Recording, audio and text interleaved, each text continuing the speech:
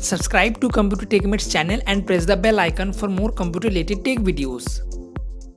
तो फ्रेंड्स, जब आप एक न्यू लैपटॉप या एक न्यू डेस्कटॉप असेंबल कर रहे हैं तो स्टोरेज एक इंपॉर्टेंट पार्ट होता है। जैसे कि स्टोरेज दो टाइप्स के होते हैं, एक एसएसडी और एक एचडीडी।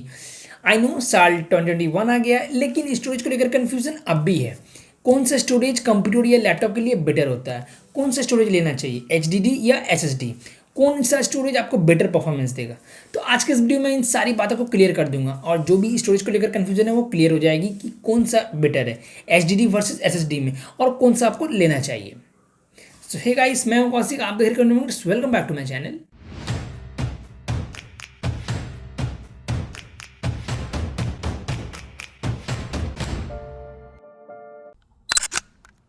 तो फ्रैंकली कहूँ तो एक एसएसडी एक फ्लैश स्टोरेज है, इसलिए आपको एक हार्ड डिस्क के कंपैरिजन में एसएसडी में सबसे ज़्यादा स्पीड देखने को मिलेगा, क्योंकि एसएसडी में कोई मूविंग पार्ट्स नहीं होते, इसलिए ज़्यादा जल्दी डेटा को रीड एंड राइट कर पाता है। और ये एक सॉलिड स्टेट स्टोरेज मीडियम का यूज करता है डेटा को रीड करने के लिए, जिसे आमतौर पर नैंड यानी कि NAND, इसे आप फ्लैश भी कह सकते हैं।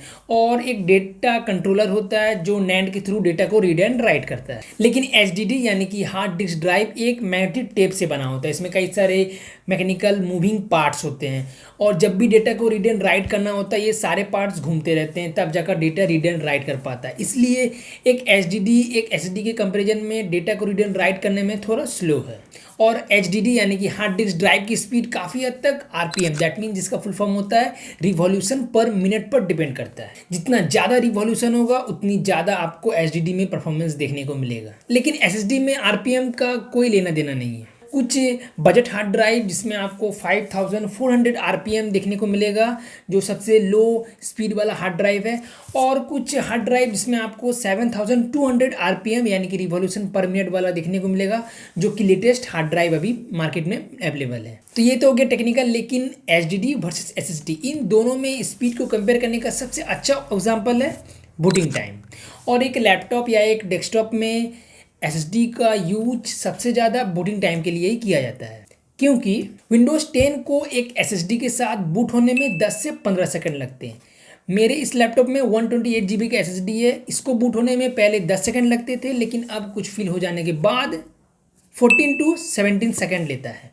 लेकिन एक एचडीडी के साथ विंडोज़ 10 को बूट होने में 45 सेकंड से लेकर 2 मिनट भी लग सकते हैं। तो अब आपको एचडीडी वर्सेस एसएसडी में स्पीड का फर्क पता चल गया होगा।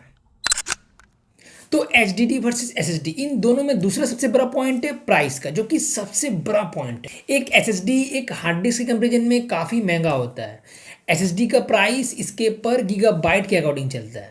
हाँ, कुछ एसएसडी दूसरों के कंपेरिजन में काफ़ी ज़्यादा ही महंगे होते हैं।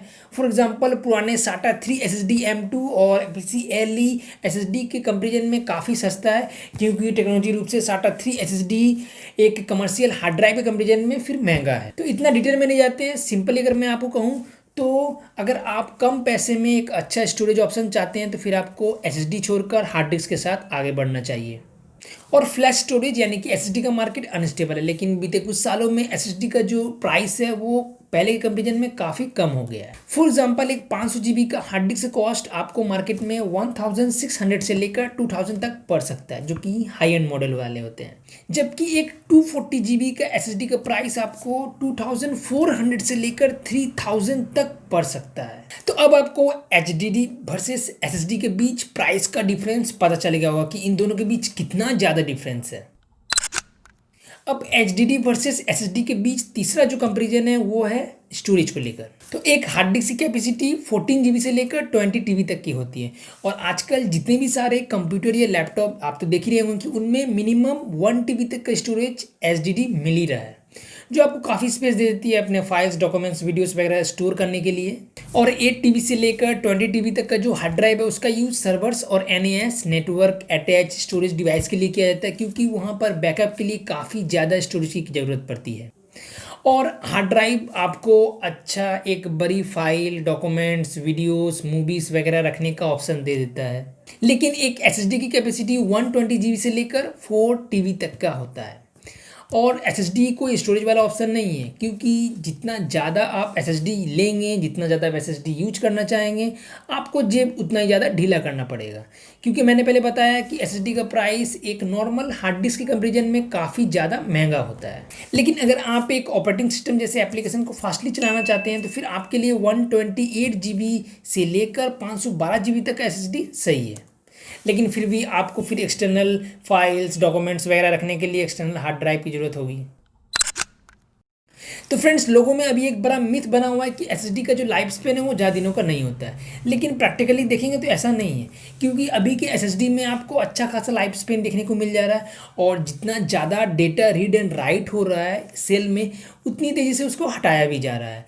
और अभी के एसएसडी में आपको नॉर्मल 3000 राइट साइकिल देखने को मिल जा रहा है, जो कि पहले आपको काफ़ी कम लग रहा है, लेकिन ये काफ़ी ज़्यादा है। और अभी के लेटेस्ट एसएसडी में आपको स्पेयर सेल भी मिलते हैं, अगर वो ख़राब हो जाए तो आप उसे बाद में बदल सकते हैं। तो इसको लेकर अभी कोई बड़ा इशू नहीं है। उसके बाद एसएसडी वर्सेस एचडीडी में कई सारी चीज़ें जो नोटिस करने वाली है। एक एसएसडी एक एचडीडी के कंपेरिजन में कम पावर का यूज करता है, इसलिए अगर आप एक लैपटॉप में एसएसडी यूज कर रहे हैं तो आपके लैपटॉप की बैटरी ज़्यादा सेव रहेगी। लेकिन फिर ये इस बात पर डिपेंड करता है कि आप लैपटॉप में कौन सा काम कर रहे हैं। उसके बाद एक एसएसडी एक एचडीडी के कंपेरिजन में काफ़ी हल्का होता है, जिसकी वजह से कंपनी ट्रैवलिंग के लिए एक लैपटॉप में एसएसडी देकर उस लैपटॉप को जितना ज़्यादा लाइट वेट बनाने की कोशिश कर पा रही है। उसके बाद एसएसडी काफ़ी फास्ट और पावरफुल होता है, जबकि एचडीडी भारी और सस्ता होता है।